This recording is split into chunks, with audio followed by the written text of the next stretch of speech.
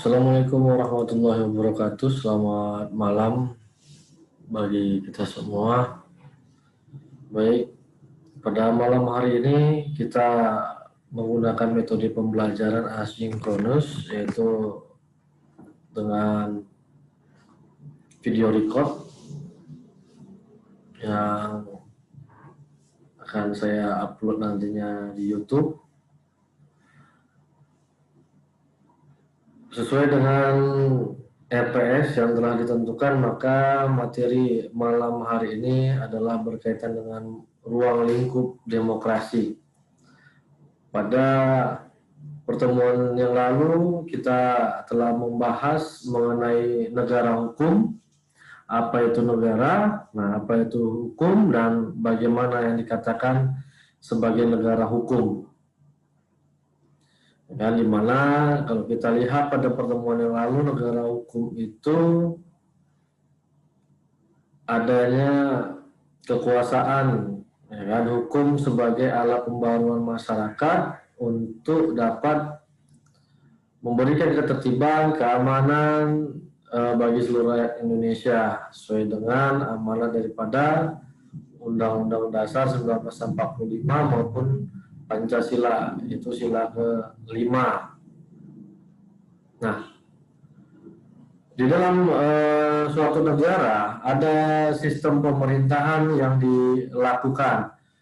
Nah, kemarin kita sudah bahas ada beberapa macam sistem pemerintahan, ada sistem pemerintahan monarki, ada otoriter, kemudian ada sentral, kemudian ada parlementer, ada demokrasi. Nah, dalam kesempatan malam ini ataupun pada pertemuan perkuliahan malam ini kita akan membahas mengenai sistem pemerintahan, yaitu dengan demokrasi.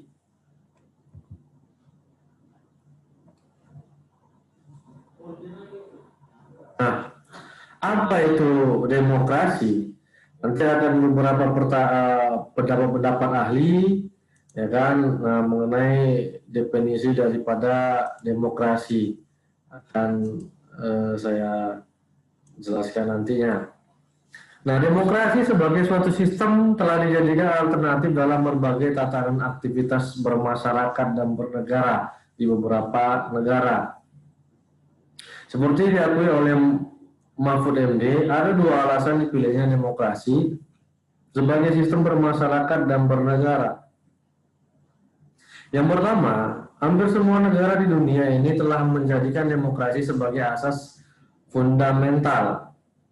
Kedua, demokrasi sebagai asas kenegaraan secara esensial telah memberikan arah bagi peranan masyarakat untuk menyelenggarakan negara sebagai organisasi tertingginya. Oleh karena itu, diperlukan pengetahuan dan pemahaman yang benar pada warga masyarakat tentang demokrasi. Nah, jadi menurut Mahfud MD, bahwa demokrasi itu sudah menjadi suatu asas yang fundamental. Fundamental itu mendasar. Dan artinya dia sudah menjadi hukum pokok bagi suatu negara ataupun dalam sistem bermasyarakat dan bernegara.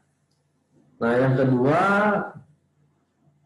kalau kata Mahfud MD, demokrasi itu memberikan arah bagi peranan masyarakat. Artinya, dalam penyelenggaraan negara, masyarakat memiliki peran yang sangat penting dalam sistem demokrasi, di mana pemerintah melakukan ataupun membuat satu kebijakan berdasarkan keinginan daripada masyarakatnya, sesuai dengan keinginan masyarakat. Jadi hukum tertingginya adalah yaitu dari masyarakat. Nah, selanjutnya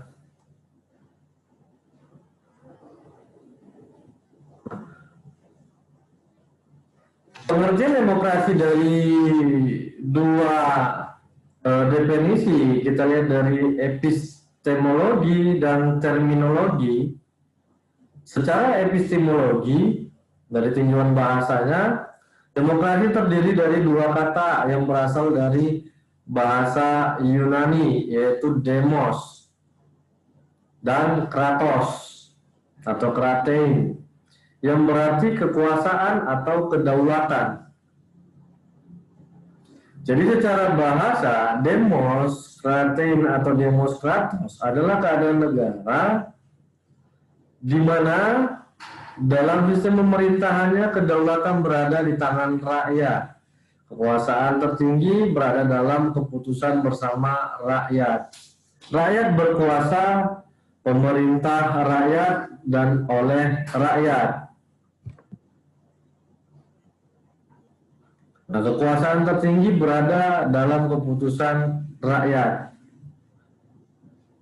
Dalam arti bahwa ketika pemerintah ingin membuat satu kebijakan, harus berdasarkan aspirasi dari masyarakat. Nah, pertanyaannya adalah bagaimana cara masyarakat bisa menyampaikan aspirasinya?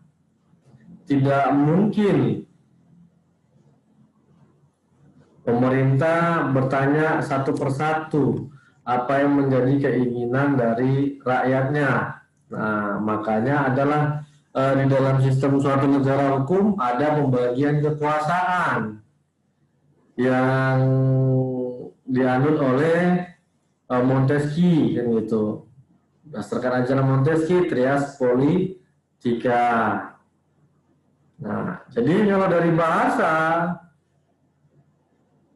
ya kan, demokrasi itu diartikan sebagai kekuasaan atau kedaulatan, di mana kekuasaan atau kedaulatan tertinggi itu berada di tangan rakyat. Nah, di dalam pembagian kekuasaan oleh Montesquieu itu dibagi ada legislatif, eksekutif, dan yudikatif. Di mana legislatif itulah merupakan perpanjangan tangan dari masyarakat. Masyarakat memilih wakil-wakilnya untuk membuat satu kebijakan yang menguntungkan bagi seluruh rakyat Indonesia. Harus digarisbawahi bahwa menguntungkan bagi seluruh rakyat Indonesia, bukan menguntungkan dari salah satu kelompok. Nah, ini yang tidak dibolehkan. Nah, kemudian definisi demokrasi, kita lihat dari bagaimana penafsiran demokrasi dari para ahli. Kita lihat dari Joseph Schummer. Beliau mengatakan demokrasi merupakan suatu perencanaan institusional untuk mencapai keputusan politik. Maaf karena salah huruf saya buat. Di mana individu-individu memperoleh kekuasaan untuk memutuskan cara perjuangan kompetitif atas suara rakyat. Demokrasi merupakan suatu perencanaan institusional untuk mencapai keputusan politik, di mana individu memperoleh kekuasaan untuk memutuskan cara perjuangan kompetitif atas suara rakyat.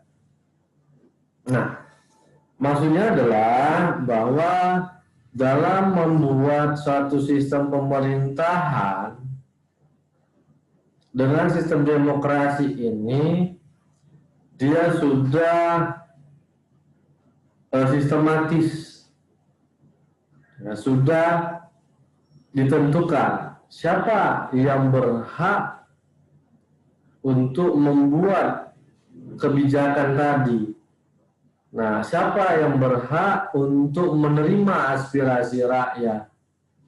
Siapa yang membuat suatu peraturan yang dapat mensejahterakan, menciptakan ketentraman, ketertiban. Nah, itulah dibuat satu perencanaan yang institut dibuatlah suatu lembaga yang bertugas untuk membuat perencanaan tersebut.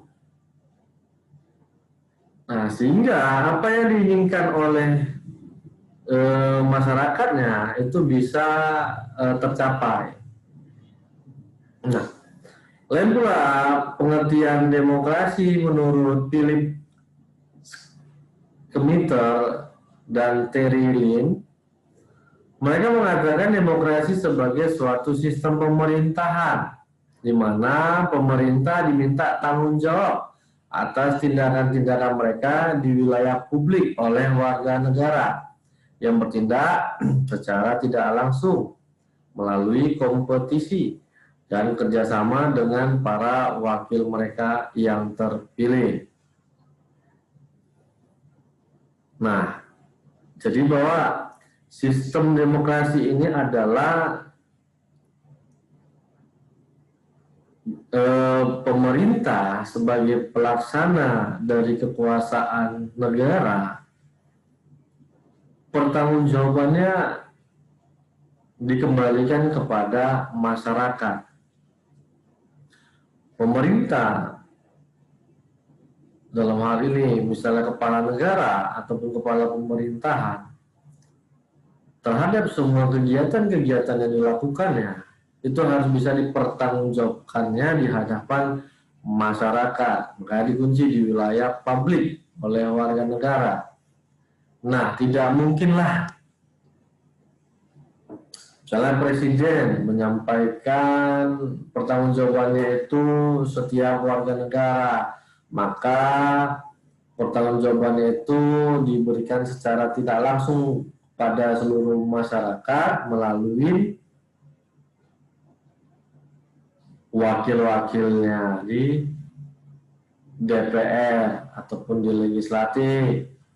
Nah, jadi demokrasi ini pertanggungjawabannya kepada masyarakat, kepada rakyat, bukan kepada yudikatif, bukan kepada dirinya sendiri.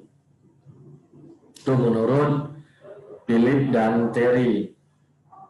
Nah, kemudian menurut Sidney Hawk, berbeda pula pandangan dari Sidney Hawk. Beliau mengatakan demokrasi sebagai bentuk pemerintahan di mana keputusan-keputusan pemerintah yang penting atau arah kebijakan di balik keputusan secara langsung didasarkan pada keputusan mayoritas yang diberikan secara bebas dari rakyat dewasa. Hal ini berarti bahwa pada tingkat terakhir, rakyat memberikan ketentuan dalam masalah-masalah pokok mengenai kehidupan mereka. Wah, rakyat memberikan ketentuan dalam masalah-masalah pokok mengenai kehidupan mereka, termasuk dalam menilai kebijaksanaan negara yang turut menentukan kehidupan mereka. Oleh karena itu, demokrasi sebagai suatu gagasan politik di dalamnya terkandung 5 kriteria. Yang pertama, adanya persamaan hak pilih dalam menentukan keputusan kolektif yang mengikat. Kedua, partisipasi efektif, yaitu kesempatan yang sama bagi semua warga negara dalam proses pembuatan keputusan yang kolektif. Yang ketiga, pembeberan kebenaran, yaitu adanya peluang yang sama bagi setiap orang untuk memberikan penilaian terhadap jalannya proses politik dan pemerintahan secara logis.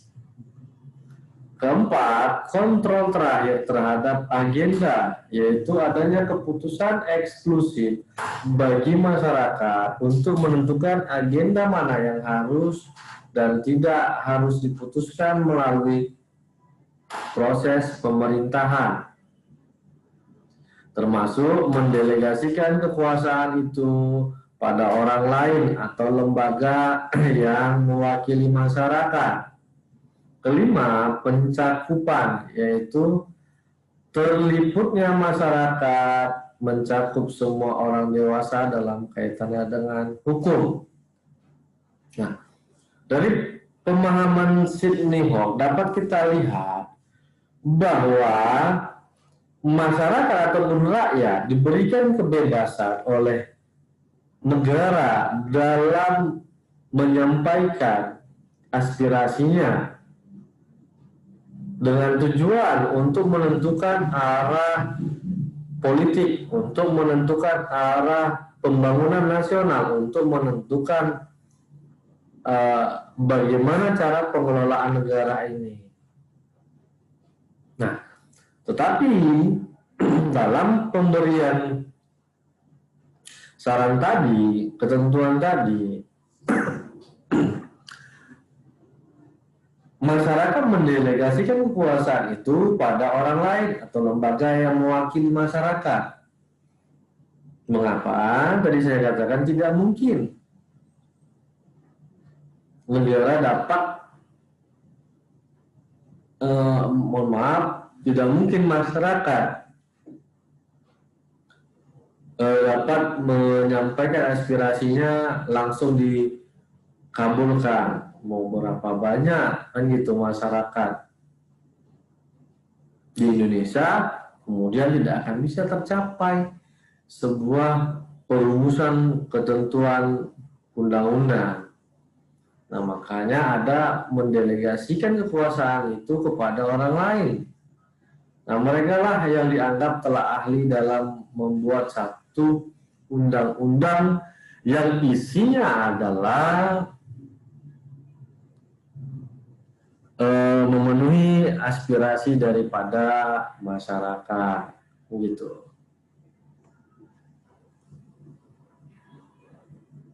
Nah, kemudian menurut Jafar, beliau memaknai demokrasi dalam dua bentuk, yaitu secara normatif dan empirik. Nah, secara normatif demokrasi diartikan yang secara ideal hendak dilakukan oleh sebuah negara. Dengan demokrasi empirik adalah demokrasi dalam perwujudan pada dunia politik praktis. Nah, secara normatif, demokrasi itu diartikan sebuah aktivitas ataupun sebuah sistem yang hendak dibuat oleh suatu negara. Nah, sistem inilah yang dianggap sangat ideal dalam memajukan negara tersebut. Nah, kalau secara empirik, bahwa demokrasi itu merupakan sistem politik publik yang nantinya dapat diaplikasikan pada masyarakat.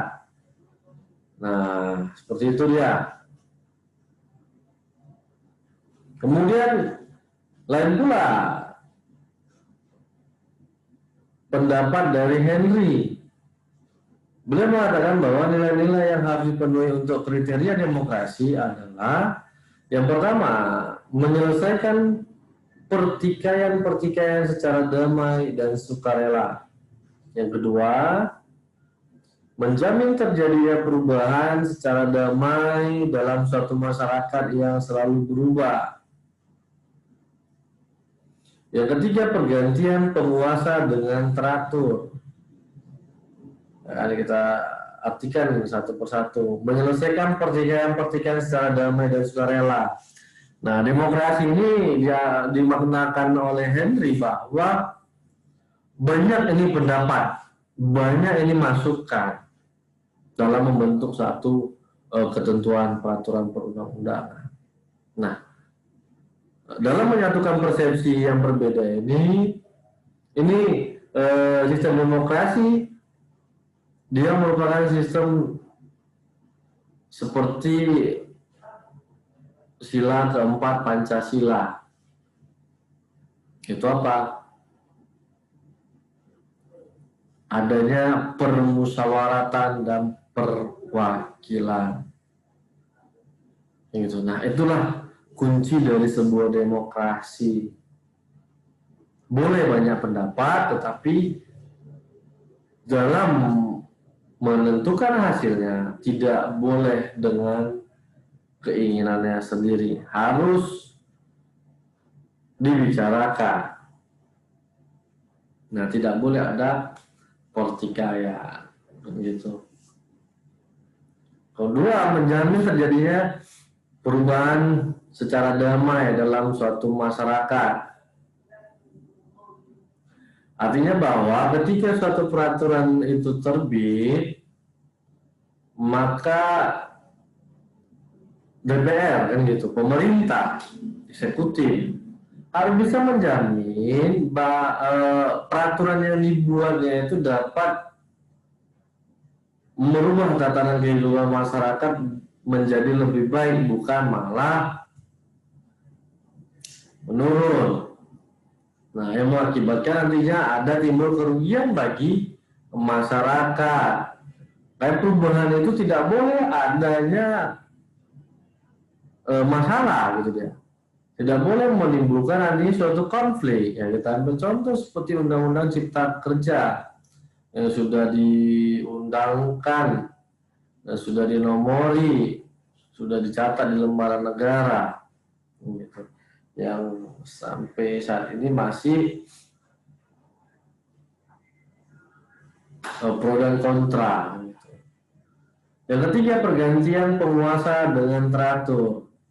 Nah, mengingat demokrasi ini bersumber dari rakyat, semua keinginan rakyatnya harus dilaksanakan.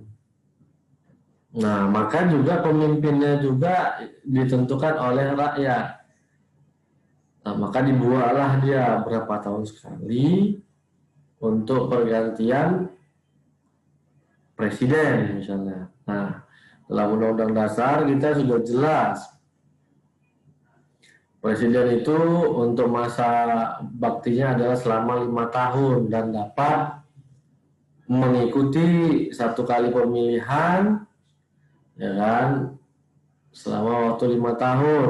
Nah, setelah itu presiden tidak bisa lagi ketika sudah periode mencalonkan dirinya lagi untuk ke periode ketiga. Jadi presiden hanya boleh, seseorang mengajukan diri untuk menjadi presiden hanya boleh dalam 2 periode.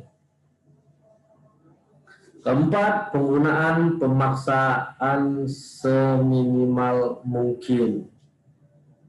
Nah, walaupun kalau kita lihat di dalam undang-undang ada bahasa sejak peraturan ini diundangkan, maka masyarakat dianggap mengetahui akan undang-undang itu. Nah, artinya seharusnya pada saat sebelum undang-undang ini diundangkan, harus ada nih sosialisasi terlebih dahulu. Ada nggak pasal-pasal yang memberatkan masyarakat? Ada nggak pasal-pasal yang berupa pasal paksaan, kan gitu, tidak secara sukarela? Sesuai tadi yang poin pertama, kan gitu, secara sukarela. Nah, jadi tidak boleh ada sebuah paksaan dalam sebuah ketentuan tadi. Yang kelima, pengakuan dan penghormatan terhadap nilai-nilai keanekaragaman. Nah, demokrasi ini memberikan kebebasan kepada siapapun tanpa melihat golongan, suku, agama maupun ras dalam menyampaikan aspirasinya sesuai dengan amanat Undang-Undang Dasar. Ya, salah satu pasal mengatakan bahwa setiap warga negara sama kedudukannya di dalam hukum dan pemerintahan. Nah, artinya bahwa tidak boleh ada perbedaan. Jadi harus bisa menjunjung tinggi perbedaan itu yang kita kenal dalam Bhinneka Tunggal Ika, walaupun berbeda-beda, tapi tetap satu, yaitu apa? Bangsa Indonesia. Demokrasi itu harus bisa menegakkan keadilan, jelas sesuai dengan amanat Pancasila. Sila kelima, keadilan sosial, keadilan. kunci dari keadilan. Nah, maka demokrasi itu menciptakan keadilan. Yang ketujuh, demokrasi itu memajukan ilmu pengetahuan. Kemudian pengakuan dan penghormatan terhadap kebebasan, dan sudah saya sampaikan. Nah, memajukan ilmu pengetahuan, mengingat apa? Adanya kebebasan tadi, memberikan aspirasi, memberikan pendapat, masukan, sehingga masyarakat bisa berpikir untuk memajukan daerahnya ataupun negaranya. Nah, dalam pandangan lain, demokrasi sebagai suatu gagasan politik merupakan paham yang universal, sehingga di dalamnya terkandung beberapa elemen sebagai berikut. Yang pertama, penyelenggara kekuasaan berasal dari rakyat. Yang kedua, setiap pemegang jabatan yang dipilih oleh rakyat harus dapat mempertanggungjawabkan kebijaksanaan yang hendak dan telah ditempuhnya. Yang ketiga, elemennya diwujudkan secara langsung maupun tidak langsung. 4. Rotasi kekuasaan dari seorang atau kelompok ke orang atau kelompok yang lainnya. Dalam demokrasi, peluang akan terjadinya rotasi kekuasaan harus ada dan dilakukan secara teratur dan damai. Adanya proses pemilu dalam negara demokratis. Pemilu dilakukan secara teratur dalam menjamin hak politik rakyat untuk memilih dan dipilih.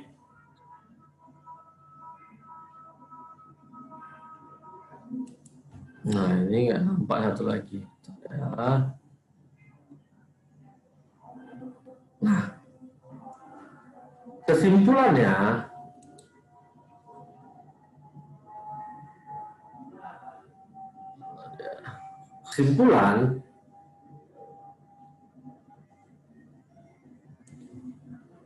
bahwa hakikat demokrasi sebagai suatu sistem bermasyarakat dan bernegara serta pemerintahan memberikan penekanan pada keberadaan kekuasaan di tangan rakyat, baik dalam penyelenggaraan berada di tangan rakyat, mengandung 3 hal. Yang pertama, pemerintahan dari rakyat, government of the people. Yang kedua, pemerintahan oleh rakyat, government by the people. Ketiga, pemerintahan untuk rakyat, government for the people. Nah, apa itu pemerintahan dari rakyat? Yaitu berhubungan dengan pemerintahan yang sah dan diakui di mata rakyat.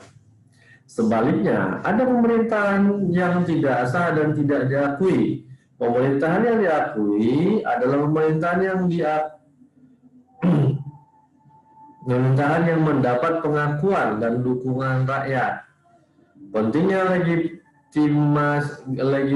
legitimasi bagi suatu pemerintahan adalah pemerintahan dapat menjalankan roda birokrasi dan program. Nah, jadi pemerintahan yang sah itu ketika diakui oleh masyarakat dan didukung. Nah, kalau tidak sah, ya tidak ada dukungan dari masyarakat.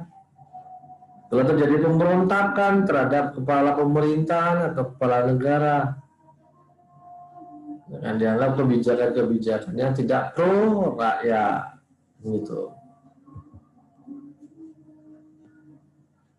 Nah, sedangkan pemerintahan oleh rakyat, ketika pemerintahan oleh rakyat berarti bahwa suatu pemerintah menjalankan kekuasaan atas nama rakyat, bukan atas dorongan sendiri. Penguasaan yang dilakukan oleh rakyat dapat dilakukan secara langsung oleh rakyat maupun tidak langsung. Nah, artinya bahwa presiden, misalnya kepala pemerintahan, itu bukan kemauannya sendiri dalam membuat satu kebijakan. Nah, dalam mengusulkan suatu peraturan perundang-undangan, bukan atas kemauannya sendiri, tetapi dia harus sudah mengkaji, melakukan penelitian ke masyarakat, apa yang diinginkan masyarakat. Nah, makanya dalam suatu pembuatan undang-undang itu ada naskah akademik namanya. Nah, naskah akademik inilah disusun oleh para akademisi dan praktisi dari elemen masyarakat juga ada untuk membuat satu rumusan rancangan undang-undang yang diperlukan oleh masyarakat. Nah, jadi apa yang dilakukan oleh pemerintah itu bukan berdasarkan keinginan kelompoknya. Nah, makanya ada salah satu, kalau pernah kita dengar pernyataan bahwa pejabat negara itu adalah petugas partai. Nah, itu salah. Ya kan? Nah, itu salah. Pejabat negara itu bukan petugas partai, tetapi petugas rakyat. Sama hal seperti polisi, TNI yang mengayomi, melayani masyarakat. Nah, presiden, bupati, wali kota, gubernur itu merupakan pelayan masyarakat, bukan petugas partai. Kenapa? Karena sistem pemerintahan demokrasi mengedepankan keinginan rakyat, bukan keinginan dari kelompok tertentu ataupun dorongan dari si pejabat tadi. Itu yang harus dipahami, bagaimana yang dikatakan pemerintahan oleh rakyat itu. Jadi supaya seorang kepala negara itu tidak sewenang-wenang dalam bertindak. Nah, bagaimana pula yang dimaksud dengan pemerintahan untuk rakyat? Yakni mengandung pengertian bahwa kekuasaan yang diberikan oleh rakyat kepada pemerintah dijalankan untuk kepentingan rakyat. Pemerintah diharuskan menjamin adanya kebebasan seluas-luasnya kepada rakyat dalam menyampaikan aspirasinya, baik melalui media pers maupun secara langsung. Nah, jadi diberikan kebebasan secara luas dalam menyampaikan keinginannya. Nah, tetapi juga harus dibatasi. Kebebasan yang dimaksud adalah ketika aspirasi tadi memang berguna untuk kemajuan bangsa, kemajuan negara. Kan itu, ketika aspirasi ini malah merusak fasilitas umum, kemudian merugikan orang lain dalam menyampaikan aspirasi, nah ini yang tidak dibenarkan. Jadi pemerintahan untuk rakyat itu memang negara menjamin kebebasan individu dalam menyampaikan aspirasi, tetapi nah dewasa ini keseringan kebablasan bahasa Jawanya, ya kan. Nah, artinya kelewatan luar dari batas yang telah ditentukan. Nah, ini terkadang membuat masyarakat itu anarkis, dan ketika dianggap aspirasinya tidak tersampaikan. Nah, makna demokrasi sebagai dasar hidup bermasyarakat dan bernegara mengandung pengertian bahwa rakyatlah yang memberikan ketentuan dalam masalah-masalah mengenai kehidupannya, termasuk dalam menilai kebijakan negara, karena kebijakan negara tersebut akan menentukan kehidupan rakyat.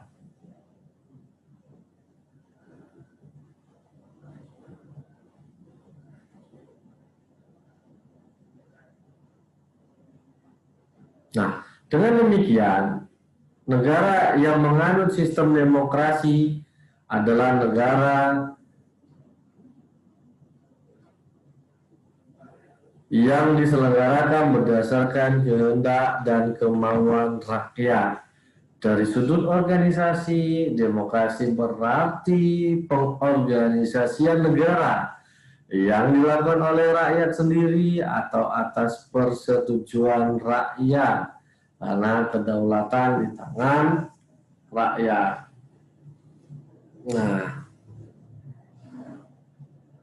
Nah, bagaimana prinsip-prinsip demokrasi di Indonesia? Saya mengambil ada 4 prinsip untuk dapat melaksanakan demokrasi dengan baik. Terlebih dahulu rakyat, terutama pada pelaksana kekuasaan, harus mengetahui dan memahami dengan baik prinsip-prinsip demokrasi. Yang pertama, pemilik negara adalah rakyat, sehingga otoritas rakyatlah yang memiliki kekuasaan tertinggi. Oleh sebab itu, setiap warga negara memiliki hak untuk turut serta memilih wakil-wakil rakyat yang akan mewakilinya dalam memegang kekuasaan tertinggi, dan juga memiliki hak untuk bisa dipilih dipilih dalam jabatan tersebut atau jabatan di bidang kekuasaan lainnya. Yang kedua, orang-orang yang mewakili rakyat untuk memegang kekuasaan tertinggi dalam suatu negara dengan status suatu anggota suatu lembaga kekuasaan tertinggi yang lazim disebut parlemen atau lembaga legislatif, haruslah dipilih melalui suatu pemilihan umum yang diadakan setiap 5 tahun sekali. Yang ketiga, tidak boleh ada pengistimewaan kepada seseorang ataupun kepada golongan atau partai tertentu. Di antaranya tidak boleh ada pemilikan istimewa pada jabatan apapun karena adanya ketentuan mendasar atau undang-undang walau dengan alasan apapun. Keempat, harus ada undang-undang yang mengatur tentang struktur organisasi kekuasaan dalam negara dan mekanisme pelaksanaan kerjanya. Inilah prinsip-prinsip yang terkandung di dalam demokrasi. Jadi pemilihan negara itu yang pertama di bawah hak rakyat, kedua adanya lembaga sebagai wakil-wakil mewakili rakyat di pemerintahan yang dipilih secara langsung selama 5 tahun sekali. Berikutnya dikatakannya bahwa prinsip demokrasi itu tidak boleh ada tebang pilih, dia harus sama. Dan jelas Undang-Undang Dasar sudah mengamanatkannya. Setiap warga negara sama kedudukannya baik dalam hukum dan pemerintahan.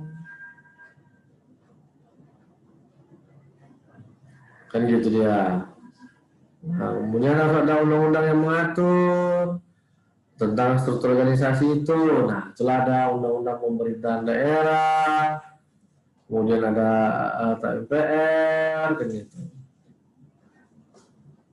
yang mengatur tugas fungsi anggaran. Nah, ada administrasi pemerintahan, Undang-Undang 30 2014. Nah, ini di dalam suatu demokrasi harus memiliki 4 prinsip ini, gitu. Ketika tidak dimiliki 4 prinsip ini, maka pemerintah itu bukan merupakan sistem demokrasi, tetapi bisa sistem yang lain, apakah parlementer,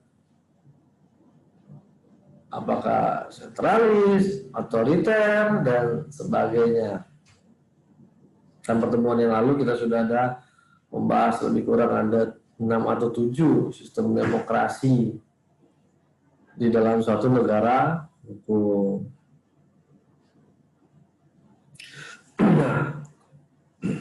Ya.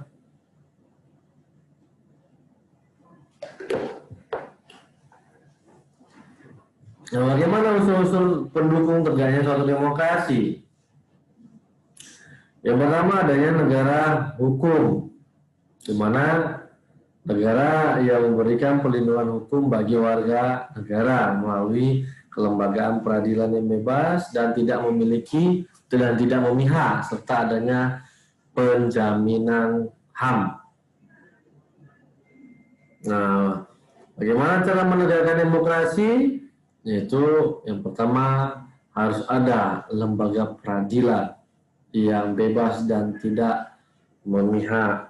Yang kedua, masyarakatnya sudah merupakan masyarakat madani, yaitu sebuah masyarakat dengan ciri-ciri terbuka, egaliter, bebas dari dominasi dan tekanan negara, serta berpartisipasi aktif dalam menegakkan demokrasi.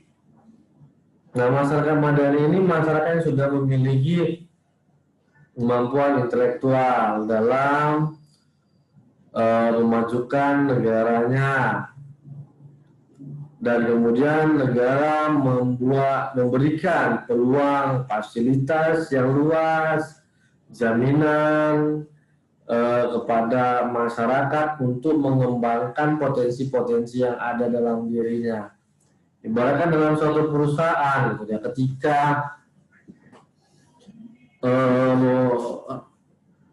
pegawainya memberikan masukan, pimpinannya tidak komplain, malah memberikan saran, malah memberikan motivasi, boleh silakan dikembangkan. Nah, ini ada kalanya suatu perusahaan tidak mau dia menerima aspirasi. Nah, itu tidak bisa. Nah, gitu juga dalam sebuah negara. Ketika negara itu tidak mau dikritik, pemerintahnya tidak mau menerima saran daripada rakyatnya, itu bukan sistem demokrasi, itu sistem monarki, di mana kekuasaan tertinggi ada pada tangan raja.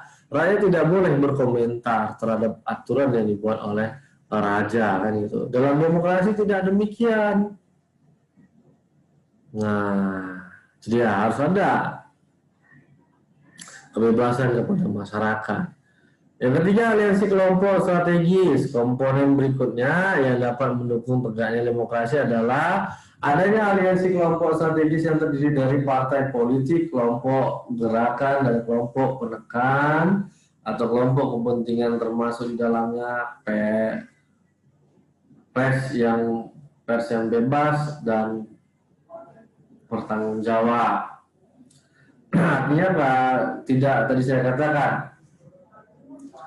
ada sistem suatu demokrasi yang terbuka dan tertutup. Dari mana kalau demokrasi terbuka itu dalam menentukan satu kebijakan berdasarkan semua aspirasi dari seluruh rakyatnya. Nah, kemudian dijadikan satu. Nah, sedangkan demokrasi tertutup, nah, bersumber dari masyarakat, aspirasi membuat satu kebijakan itu, tetapi rakyat tidak menyampaikan secara langsung, tetapi melalui perwakilannya. Nah, perwakilannya itulah yang merumuskan ketentuan tersebut, yang sumber utamanya adalah dari rakyat, gitu. Nah, timbul pertanyaan, apakah Indonesia menganut sistem demokrasi terbuka atau tertutup? Nah, silakan nantinya bisa dijawab di forum e-learning. Apakah Indonesia menganut demokrasi terbuka atau tertutup? Nah, itu pertanyaan yang bisa saudara jawab. Saya sudah jelaskan tadi bagaimana itu demokrasi terbuka dan tertutup. Nah, inilah untuk tegaknya suatu demokrasi, dia bisa memberikan kebebasan kepada masyarakatnya. Nah, baik, demikianlah untuk materi pada pertemuan kali ini yang berkaitan dengan demokrasi.